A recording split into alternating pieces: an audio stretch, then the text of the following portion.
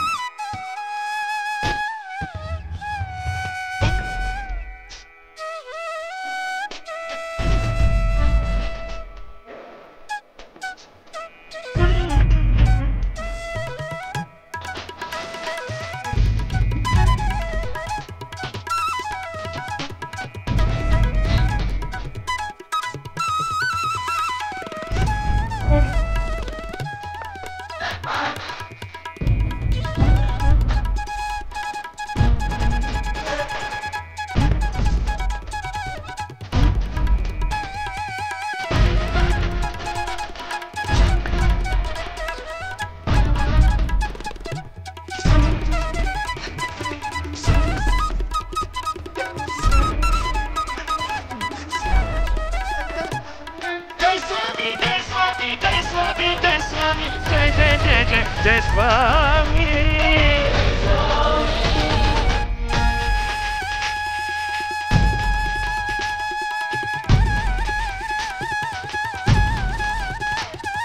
स्वामी भक्तजन हो, ही आहे श्री स्वामी समर्थ महाराजांची विश्रांतीची जागा शेजघर, जे समाधी मठाच्या बाजूला चोळप्पांच्या वाड्याच्या इथे आहे।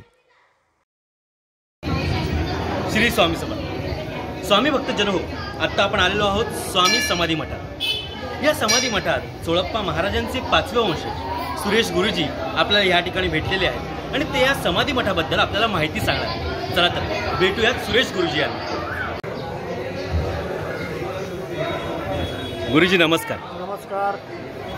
हे अक्कलकोट स्वामींचं मूळ स्थान, म्हणजे चोळप्पा महाराज जे स्वामींचे परमशिष्य होते, तर त्यांचं हे घर 150 वर्षापूर्वी अक्कलकोट स्वामी इथे आले चोळप्पांच्या घरी। साधारणपणे 1857 ते 1878 आता स्वामींचा इथे 21 वर्षाचा वास्तव्य होता चोळप्पांच्या घरी। तर स्वामी नित्य इथेच राहायचे चोळप्पांच्या या घरामध्ये। आणि त्यानंतर 21 वर्षानंतर स्वामींनी आपल्या परमशिष्य चोळप्पांना शेवटी तुझी काय इच्छा असेल ती मला माग असं म्हणजे सांगितलं। तर त्या अनुसरून चोळप्पांनी फक्त स्वामींना आपली समाधी माझ्या इथे घरी करा, बाकी मला काहीही नको एवढाच हट्ट धरला। तर त्यांच्या त्या हट्टापायी स्वामींनी आपली समाधी इथे चोळप्पांच्या घरी घ्यायचं ठरवलं। तर त्या दृष्टीनं स्वामींचं जे बसण्याचं स्थान होतं वटवृक्ष मंदिर, त्या वडाच्या झाडाखाली स्वामींनी चैत्रमध्ये त्रयोदशी 1878 साली आपला देह त्याग केला। तिथून त्यांचा देह वाजत गाजत आणून साक्षात चोळप्पा महाराजांच्या घरी ही समाधी करण्यात आली। त्याचा समाधीला जवळपास 150 वर्षे पूर्ण होत आहेत। तर आम्ही चोळप्पांच्या इथे घरी समाधी असल्यामुळे आम्ही चोळप्पांचे वंशज। आता मी वैयक्तिक सुरेश पुजारी हा 5वा चोळप्पांचा वंशज आहे। आपली इथे नित्यसेवा 5 पिढ्यापासून सुरू आहे। स्वामींनी चोळप्पांच्या परिवाराला 7 पिढ्याचा आशीर्वाद दिलेला की 7 पिढ्या तुझे आणि माझे इथे सप्तजन्माचे आपले ऋणानुबंध राहतील आणि चोळप्पा इथे माझ्या नावानं काही बाजार करू नको, तुझी झोळी आणि माझी लंगोटी ही इथे स्वामींच्या इथे आहे आणि जो काही माझा देणेकरी असेल तो मला इथे चोळप्पांच्या इथे मठामध्ये हुडकत येईल असं स्वामींनी त्या काळी सांगितलेलं आहे. तर त्याप्रमाणे अनेक भक्तजन ज्यांना माहिती आहे किंवा ज्यांना माहिती नसेल ते इथे चोळप्पांच्या मठामध्ये येतात, स्वामींचा आशीर्वाद घेऊन जातात आणि सदैव स्वामींचा आशीर्वाद हा सर्व भक्तावरती असाच अखंडपणे आहे.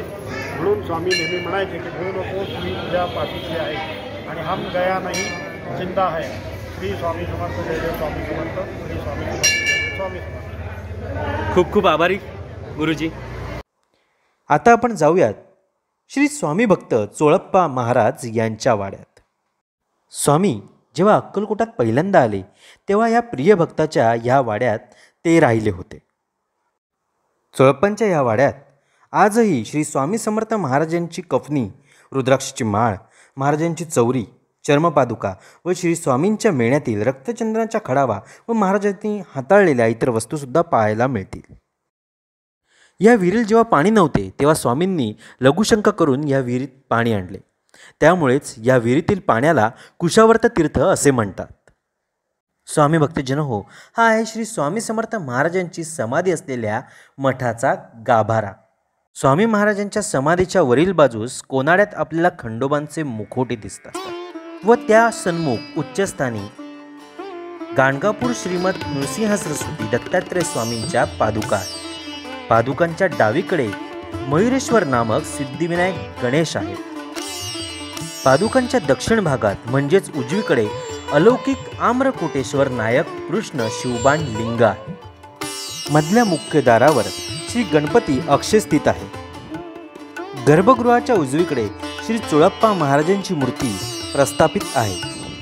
दक्षिण बाजूस श्री दत्तात्रय स्वामींनी लावलेले औदुंबर म्हणजे कल्पतरू वृक्ष आहे आणि श्री स्वामी समर्थ महाराजांचे मंचक म्हणजे शेषगृह स्थित आहे.